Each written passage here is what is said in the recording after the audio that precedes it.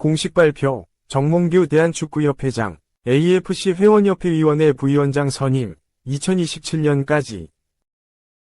정몽규 대한축구협회장이 아시아축구연맹, AFC, 산하위원회 부위원장을 맡는다.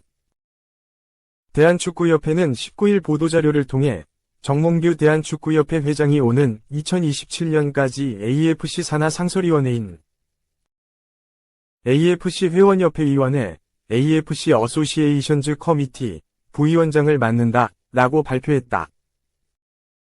AFC는 셰이크 살만 빈 에브라임 알 칼리파 회장의 추대와 집행위원들의 스인을 통해 정몽규 회장을 회원협회위원회 부위원장에 선임한다고 최근 공식 서한을 통해 전해왔다.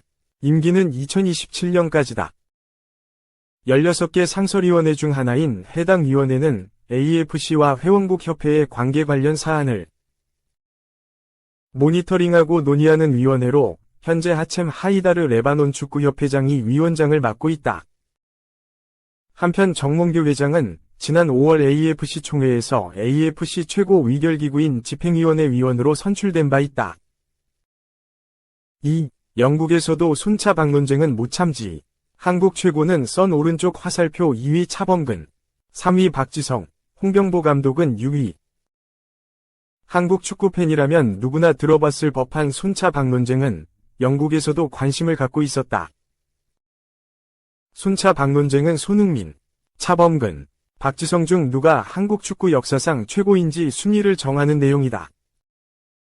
영국 매체 기브미 스포츠는 19일 한국 시간 한국 최고의 축구선수 10인을 소개했다. 1위는 손흥민이었고 2위는 차범근, 3위는 박지성이었다. 김민재, 이영표, 홍명보, 기성용, 황선홍, 이동국, 설기현이 뒤를 이었다. 손흥민은 프리미어리그, PL에 입성한 이후 월드클래스 반열에 올랐다. 손흥민은 2015에서 16시즌 마우리시오 포체티노 감독의 부름을 받아 PL에 입성했다. 이적 초반에는 부정확한 터치, 좋지 않은 움직임으로 비판도 받았다. 손흥민은 부족한 부분을 보완하기 위해 노력했고 결국 정상급 선수로 거듭났다. 손흥민은 2021에서 22시즌 PL 득점왕에 올랐다. 페널티킥 득점 없이 23골을 넣어 모하메드 살라와 공동 수상했다. 아시아 선수 최초라는 역사를 썼다. 2022-23 시즌엔 부침을 겪었지만 지난 시즌 다시 날아올랐고 리그 17골 10도움을 만들었다. 손흥민은 이번 시즌 두 자릿수 득점에 성공하며 8시즌 연속 두 자릿수 이상 득점을 기록했다. 손흥민은 PL 통산 120골로 PL 최다 득점 22위에 위치해 있다. 차범근은 1978년 다름슈타트의 유니폼을 입으면서 분데스리가에 입성했다. 그러나 다름슈타트에선 1경기밖에 출전하지 못했다. 군복무에 문제가 생겨 다시 입대에 남은 5개월을 채워야 했다. 다행히 차범근은 1979년 6월 프랑크푸르트와 계약을 체결했고 다시 분데스리가로 향했다. 차범근은 분데스리가에서 맹활약하며 당시 한국 교인들에게 희망을 줬다. 차범근은 다름슈타트, 프랑크푸르트, 레버쿠젠 등에서 활약하며 분데스리가 통산 98골을 넣었다. 차범근은 프랑크푸르트를 이끌고 1979에서 80 시즌 유럽축구연맹 우에파 컵, 1980에서 81 시즌 DFB 포칼 우승을 이끌었다. 레버쿠젠에서 1987에서 88 시즌 다시 우에파컵을 들어올렸다. 박지성은 맨체스터 유나이티드의 레전드다. 박지성은 2005에서 6시즌을 앞두고 맨유의 유니폼을 입었다. 당시 맨유는 유럽 최고의 팀이었다. 박지성은 2011에서 12시즌까지 맨유와 함께하며 영광스러운 시간을 보냈다. 박지성은 맨유에서 PL 우승 4회, 잉글랜드 풋볼리그컵, EFL컵 3회, 우에파 챔피언스리그, UCL 1회를 차지했다. 박시정은 맨유를 떠나 퀸즈파크 레인저스, QPR로 이적했다. 박지성은 QPR에서 등번호 7번 유니폼을 받았고 주장으로 임명됐다.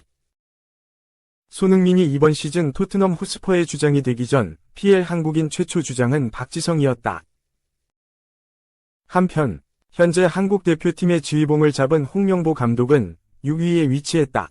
홍명보 감독은 선수 시절 엄청난 수비수였다. 한국 대표팀에서 주장을 맡으며 2002 월드컵 4강 신화를 이끌었고 아시아 선수 최초로 월드컵 브론즈볼을 받았다. 홍명보 감독은 K리그뿐만 아니라 제1리그, 미국 메이저리그 사커 등에서도 선수 생활을 보냈다. 3. 손흥민 유효 슈팅 연계, 게리 네빌, 걱정된다. 전반전 한 골 후회할 것, 적중 오른쪽 화살표 토트넘 후반 실점에 1에서 1 무승부. 토트넘은 20일 오전 4시, 한국 시간, 영국 레스터 킹파워 스타디움에서 열린 2024에서 24시즌 잉글랜드 프리미어리그 개막전에서 1에서 1로 비겼다. 프리시즌 아시아 투어와 함께 많은 경기와 강도 높은 훈련으로 발전을 노렸지만 프리미어리그 첫 경기에서 승점 1점만 확보하게 됐다. 토트넘은 프리미어리그 개막전에 신입생 9번 공격수 솔랑케와 함께 가용할 수 있는 베스트 라인업을 꾸렸다. 지난 시즌 톱에서 뛰었던 손흥민은 왼쪽 측면에서 토트넘 공격을 지휘했고 굴리엘모 비카리오, 페드로 포로, 크리스티안 로메로, 미키판 더벤, 데스티니 우도기, 파페 사르, 로드리고 벤탄쿠르, 제임스 매디슨, 브레넌 존슨이 선발로 레스터시티 승리를 조준했다.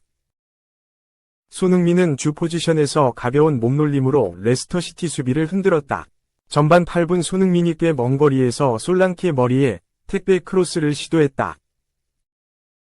솔랑케가 정확하게 머리에 대서 레스터시티 골망을 조준했지만 너무 중앙이라 골키퍼 품에 안겼다. 물론 솔랑케가 득점을 했어도 그 전에 오프사이드가 선언되면서 인정되지는 않았다. 이후 전반 27분에는 바디 페인팅으로 순식간에 수비 한 명을 벗겨내 박스 안 돌파에 성공했다. 이후 낮고 빠른 크로스를 시도했지만 레스터시티가 걷어냈다. 토트넘 선제골의 기점 역할을 하며 가벼운 몸놀림을 입증했다. 왼쪽 측면에서 볼을 잡은 손흥민이 허리에 포진했던 매디슨에 툭 밀어줬다. 매디슨은 돌아뛰는 풀백 포로 머리를 향해 칼날 크로스를 전달했고 포로 슈팅이 레스터시티 수비망을 뚫어내며 득점에 성공했다. 내친 김에 추가골까지 기록할 수 있었다. 전반 33분 매디슨이 허를 찌르는 세트피스로 레스터시티 수비에 균열을 냈다. 브레넌 존슨이 반대쪽으로 쇄도하는 손흥민에게 볼을 전달했지만 타이밍이 살짝 어긋나 발을 대지 못했다. 손흥민은 왼쪽 측면에서 돌파와 패스를 섞어 토트넘 공격 진두지휘했다. 레스터시티는 전반전에 토트넘 공격에 휘둘렸고 전방에서도 별다른 파괴력을 보이지 못하면서 유효 슈팅 연계였다. 전반전 경기력이라면 토트넘이 승점 3점을 낚아채 기분 좋은 출발을 할 수도 있었다. 45분을 지켜봤던 영국 공영방송 BBC는 토트넘 공격이 좋았다 라고 평가했다. 하지만 해설가 게리 네빌은 프리미어리그 초반이지만 내가 본 토트넘은 걱정이 많다. 정체성과 아이디어가 부족하다. 토트넘은 하프타임, 전반전에 한 골만 넣은 것을 후회하게 될 것이라며 정반대 분석을 내놨다. 게리 네빌 판단은 옳았다. 레스터시티는 후반에 전반보다 더 강하게 토트넘을 압박했다. 후반 6분 제이미 바디를 중심으로 첫 번째 유효 슈팅을 기록했다. 빠르게 두드리던 이들은 후반 12분 오른쪽 측면에서 올라온 크로스를 제이미 바디가 머리로 돌려놔 토트넘 골망을 뒤흔들었다. 제이미 바디는 레스터 홈팬 앞에서 프리미어리그 복귀골을 신고하면서 팔을 휘두르며 한껏 포효했다. 토트넘에 예기치 않은 일이 생겼다. 벤탄쿠르가 볼 다툼 과정에서 강하게 충돌했고 한동안 일어나지 못했다. 호흡기까지 차고 응급치료를 받았다. 자리에서 일어나 상태를 체크했지만 다시 뛸 정도는 아니었고 들것에 실려 그라운드를 떠났다. 공격 주도권은 토트넘이 쥐고 있었지만 득점이 터지지 않았다. 손흥민은 후반 39분 레스터시티 수비 3에서 4명 시선을 끌어 토트넘 동료들에게 공간을 내줬다. 이어 루카스 베리발이 슈팅했지만 레스터시티 수비벽을 뚫지 못했다. 후반 42분에는 루카스 베리발 침투 패스를 받아 왼쪽 측면을 뚫으려고 했지만 볼 트래핑이 길어 기회를 만들지 못했다. 손흥민은 분투했지만 레스터 시티전에서 유효 슈팅 0개를 기록했다. 포스테코글루 감독은 후반 추가 시간 3분 손흥민과 페드로 포로를 빼고 제드 스펜스와 히샤를리송을 투입했다. 손흥민은 벤치에서 동료들의 추가 시간 혈투를 지켜봤지만 득점은 없었고 프리미어리그 개막전에서 승점 1점에 만족해야 했다. 영국 현지에서도 그리 평이 좋지 않았다. 영국 매체 풋볼 런던은 손흥민에게 평점 5점을 매기면서 경기 초반 솔랑케에게 크로스를 보내는 등 위협적이었다. 하지만 토트넘 캡틴으로서 충분하지 않았다. 시간이 지날수록 영향력이 사라졌다 라고 평가했다. 게리 네빌은 토트넘 스쿼드 뎁스에 물음표가 붙는다. 로테이션 자원을 교체했을 때 토트넘은 상당히 고민이 컸을 것이다. 내 생각엔 토트넘 벤치 자원들은 상당히 취약해 보인다 라고 총평했다. 4. 히어 위고 로마노도 인정. 빈도안 1년 만에 맨시티 복귀 유력 오른쪽 화살표 과르디올라도 원한다. 영국 매체 골닷컴은 20일 한국 시간 일카이 빈도안은 바르셀로나로 떠난 지 1년 만에 맨체스터 시티와 에티하드 복귀 가능성을 놓고 논의 중인 것으로 알려졌다 라고 보도했다. 독일 국가대표인 일카이 빈도안은 지난 여름 2년 계약으로 바르셀로나로 이적하면서 맨체스터 시티와의 7년간의 인연을 끝냈다. 빈도안은 지난 시즌 라리가에서 5골 9도움을 기록하면서 바르셀로나에서도 핵심적인 역할을 수행했었다.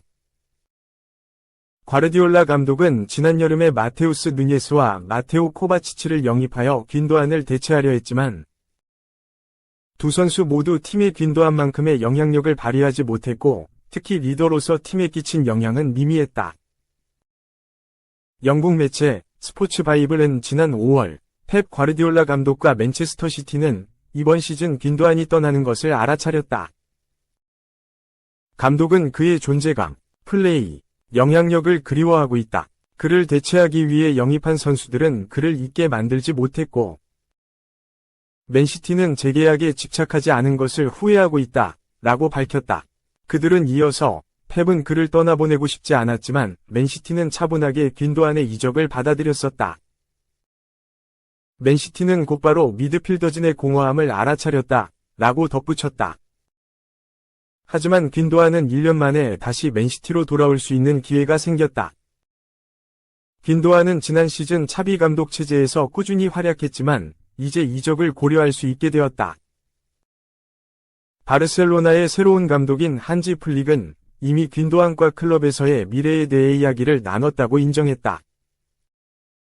맨체스터 시티가 올여름 에티하드 스타디움에 전 주장인 빈도안을 다시 데려올 의향이 있다고 보도됐으며 이적 전문가 파브리치오 로마노의 주장도 이를 뒷받침하고 있다. 로마노의 보도에 따르면 맨시티의 펩 과르디올라 감독은 맨시티가 미드필더 영입을 하지 않았기 때문에 여름에 빈도안과의 재결합에 열려있다. 바르셀로나의 재정 상황이 빈도안이 이적을 결심한 주요 원인으로 보다.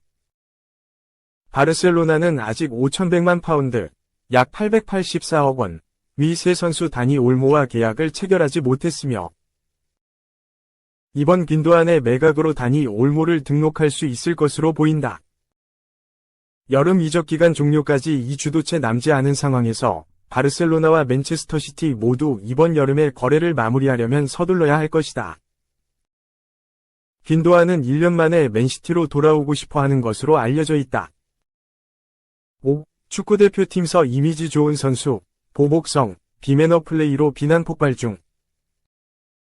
주민규가 속한 울산 HD는 지난 18일 울산 문수 경기장에서 열린 하나은행 K리그 1 2024의 27라운드 홈경기에서 수원 FCA일에서 2로 패했다. 국가대표팀 지휘봉을 잡은 홍명보 감독의 뒤를 이은 김판곤 울산 HD 감독은 이경 기만의 안방 패배에 쓴맛을 봤다. 울산 HD는 이날 경기에서는 베테랑 공격수 주민규의 퇴장에 울었다. 주민규가 경기 도중 페널티 지역에서 수원 FC 위 이재원을 팔꿈치로 가격하는 장면이 비디오 판독, VAR 끝에 확인됐다. 결국 전반 40분 주민규에게 곧장 레드카드를 줬다. 주민규의 당시 상황과 관련해 스포츠 서울은 19일 보도에서 주장 완장을 차고 최전방 선발.